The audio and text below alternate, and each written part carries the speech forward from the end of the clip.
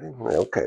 So I want to tell you a story about this that supposedly takes place in ancient India, about a man named Yajnadatta who woke up one morning and went and looked in his mirror. And he looked in his mirror and he saw this guy in there. And this guy looked exactly like him. He had the same legs. He had a torso. He had arms. He had a neck. And look, he had him. I have him.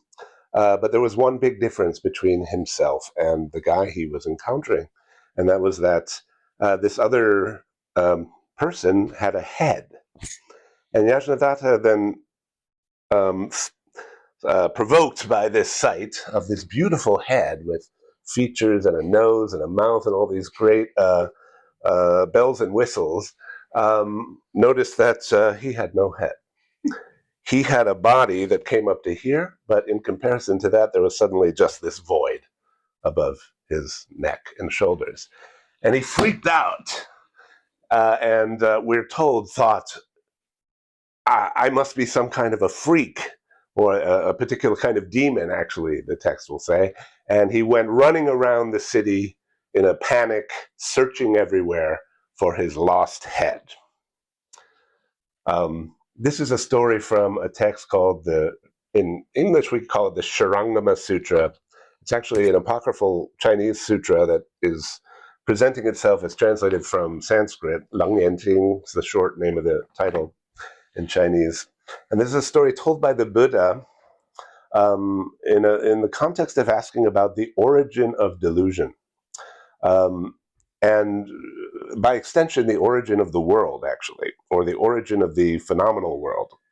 Because this sutra takes the position that it's in this class of sutras called the Tathagata Garbha, or Buddha nature, and that there is this originally unborn, undying, but completely indeterminate / superdeterminate mind, world, awareness, let's say, that is our own mind. But all the things we see in the phenomenal world are aspects of or manifestations of this mind. And in the course of discoursing this in this text, he's asked by his students, well, how did this sort of, you claim to be sort of pristine thing suddenly give rise to this world of mountains and rivers and people and rocks and stones and all that? And he gives a standard kind of Buddhist answer there, which has to do with the erroneous delusional distinctions and attachments and habituations made subjectively, right? So he basically kicks the can down the road, right? He says, well, these things have their origin actually they are actually not objectively as you see them. These are subjectively, sort of deludedly projected and deeply, deeply habituated over billions of lives, right? Sort of projections. So kicks the can to where? Well, how does delusion arise from this allegedly unimpeded, pure, bright, unobstructed eternity, right? It is a very old philosophical question, right? How does the finite emerge from the infinite? How does delusion or evil arise, sort of the problem of evil in its Buddhist incarnation, right? How does evil or delusion arise from an originally good, or at least transcendently, eminently, capital G, good, beyond good and evil good source arise? Or, if the distinction between good and evil is itself an evil, how does that distinction arise from what precedes it, right? And it gives, it is then, that story is used to sort of dismantle some of the confusions about that question. So the point of that story is to say, well, the head was never lost, right? In fact, the head is equally well manifested, expressed, functioning in the insane terror, indeed for the search for a head, as it would be for anything else.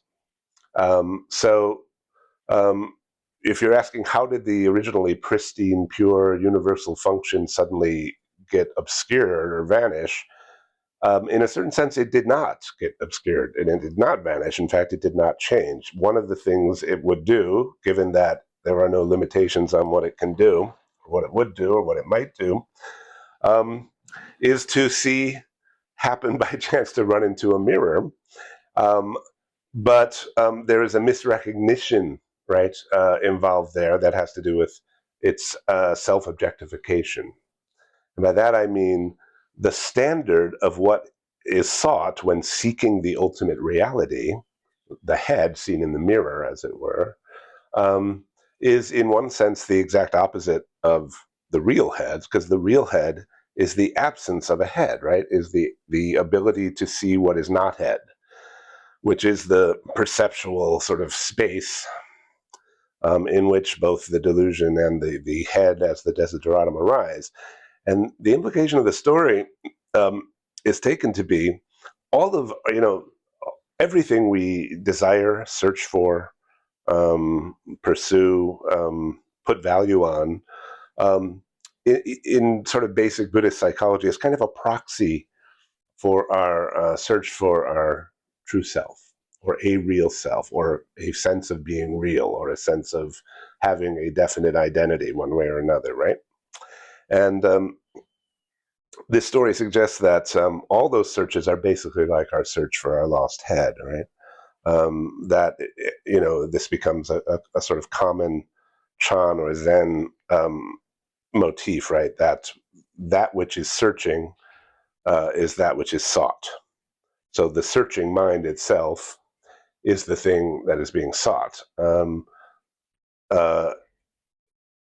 It also means recognition that your delusions are enlightenment, right? Are in no way a deviation from enlightenment, just like crazily running around the city searching for the head is a perfectly good function of a head. It's a head functioning fully, right?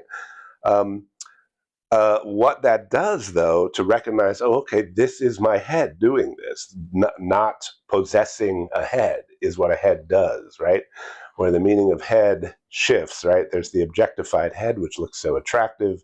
And then there's my real head, which is anything but, right? Because it's not anything. It's this completely flimsy, impressionable non-entity, right? This receptivity to any entity. So in that misrecognition, there's neither a repudiation of that act as somehow a fall, right? But on the other hand, it is taken as having a very practical consequence in that if you were to recognize that searching for your head is your head, it would not exclude searching from your head for your head or any other activity, right? Every possible activity would be it. But it would also mean that particular narrow application of it would cease to be motivated as its sole prospective mode of validation. So the idea is that recognizing that your delusion is already enlightenment demotivates,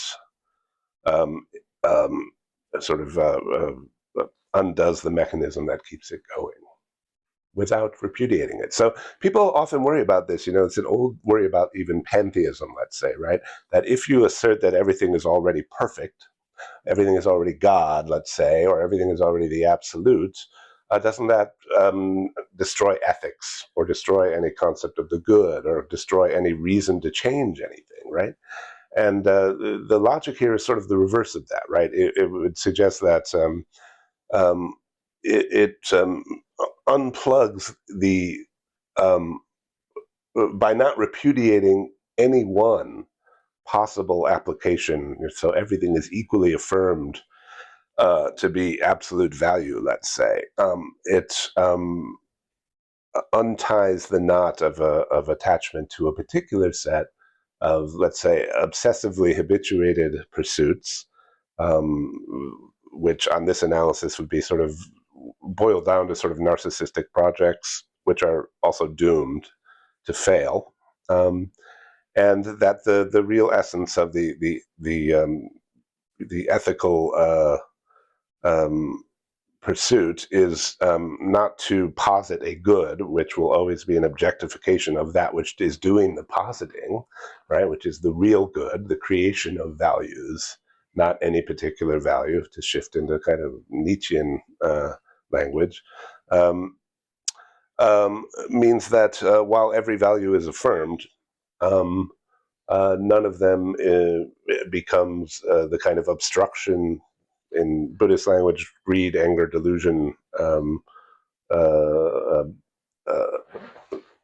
props, right, for those pursuits. And that sort of negative approach is where the ethical implications would lie. So it's a way of solving both sort of the origin story. I could go on. I won't go into the details because it's a little technical about causality and original substance, both of which are rejected on this account. It wants to say, no, it's not like this original self-caused thing, right? So that would be the traditional theological story, maybe about God, right? A self-existing thing. But it also wouldn't be something that arises through causes and conditions. I'm saying the absolute is neither of those two things. And similarly, the delusion is neither of those two things. The insanity, right? The loss of a head, right, is neither something that contingently comes about nor something that is always there. Yeah, that's Yajnadatha's head.